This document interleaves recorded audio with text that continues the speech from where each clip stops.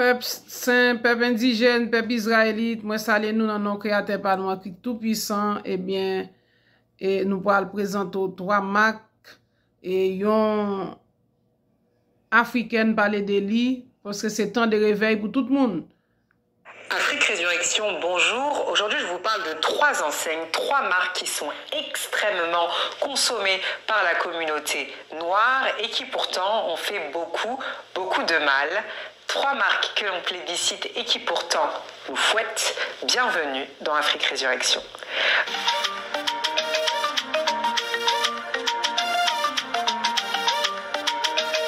Vous allez être surpris même parce que c'est des très grands noms et qui pourtant ont fait énormément de mal et qui ont presque jamais été épinglées parce qu'elles sont très puissantes et c'est que récemment, pendant le mouvement notamment Black Lives Matter, qu'on a épinglé ces marques-là sur leur comportement, soit vis-à-vis des salariés ou soit sur les images, les références qu'elles vont utiliser pour pouvoir vendre leurs produits. La première marque, c'est la marque tout simplement Oncle Ben's. J'ai pas besoin de m'étaler dessus, vous avez vu le cliché, donc c'est une boîte orange là comme mon pull du jour, c'est une boîte orange et sur cette boîte orange on a en fait le visage d'un homme noir, cet homme qui est censé représenter entre guillemets l'oncle Cool. Mais si on s'attarde un petit peu plus sur l'image du packaging d'Oncle Ben's, on voit que c'est un homme qui est en costume. C'est le costume finalement de l'homme qui est le maître de maison, qui lui n'est pas sur les champs à se faire fouetter et à cultiver, mais qui lui va être effectivement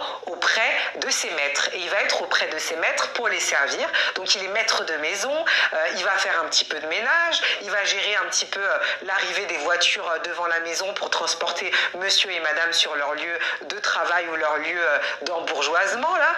Donc du coup, c'est l'oncle Ben qui sourit parce qu'il est content de sa condition. Lui n'est pas en train de se faire fouetter sur les champs, lui est au chaud à la maison, il dort potentiellement sur un matelas, il mange à sa faim et finalement c'est le nègre content. Donc voilà, le nègre content, c'est Oncle Ben qui sourit de sa condition parce qu'il est maître de maison, il est content, il ne se fait pas fouetter. Et ce n'est que très récemment que Oncle Ben a décidé de refaire le packaging et d'aller sur quelque chose qui est beaucoup moins dans le cliché parce qu'ils ont été épinglés pas une fois, pas deux fois, pas trois fois, sur Twitter, par des articles aussi. Donc oui, au final, ils se sont dit, d'accord, bon, bah, ça vend, manifestement, ça irrite aussi un petit peu. Donc ils ont fait un effort de refaire ce packaging, de retravailler dessus pour gommer un petit peu ce côté-là. Ensuite, la deuxième marque que je voulais vous mentionner, c'est la marque Nivea aussi. Je sais que vous mettez ça sur la peau de vos enfants, c'est pour ça que je vous en parle. Donc il y a la marque Nivea aussi qui fait des crèmes qui sont très riches et très hydratantes et qu'on a tendance à acheter, nous les noirs, pour toujours rester un peu brillants là. Et sachez que la marque Nivea aussi, il y a quelques années, avait des publicités qui étaient hyper violentes à l'endroit de l'homme noir. Et je pense notamment à cette publicité où on voit un homme noir qui a les cheveux vachement crépus et qui a aussi de la barbe, etc. et qui est voilà noir d'une certaine carnation. Et on voit que cet homme va attraper tout simplement sa tête, l'arracher. Et lorsqu'il va arracher sa tête, il va se retrouver avec une autre apparence. Et là, vous voyez, je pense, où je veux en venir. Et l'autre apparence qu'il aura, ce sera un homme plus taillé, plus rasé, toujours un homme noir mais plus dans les teintes métisses, je dirais. Donc un homme noir un peu plus clair et la vidéo s'appelle « Recivilisez-vous ». Le spot publicitaire, le slogan, c'est de se reciviliser. Donc quand on a les cheveux trop crépus, qu'on est mal taillé et qu'on est un peu foncé, on n'est pas très civilisé et grâce à Nivea, il nous suffit d'enlever ce masque et ces cheveux crépus et voilà que l'on devient quelqu'un de civilisé. Et cette publicité en l'occurrence, elle date des années 2000. Donc c'est très récent. Ensuite, on a effectivement encore un troisième exemple qui est celui de Coca-Cola. Alors là, ça va moins porter sur le marketing comme les deux exemples que j'ai donnés, mais c'est tout simplement une enquête qui a été effectuée en interne par les syndicats, par les travailleurs noirs, chez Coca-Cola, où on s'est aperçu qu'à mission égale, à tâche égale, les salariés n'étaient pas payés de la même façon.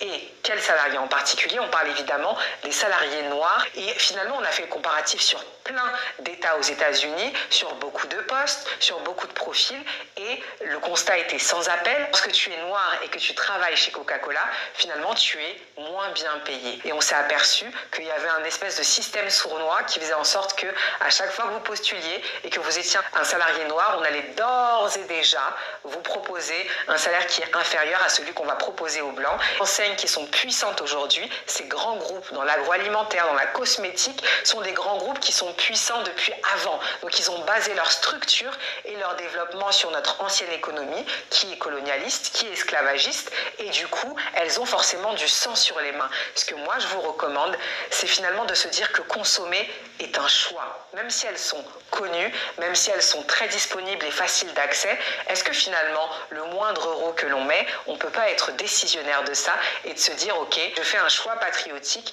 en retirant ces produits-là de ma consommation et je décide de consommer des marques qui sont peut-être moins connues mais qui n'ont pas de sang sur les mains. C'était Asitane Sissako pour votre chronique Afro-Marketing et je vous dis à très très bientôt dans Afrique Résurrection.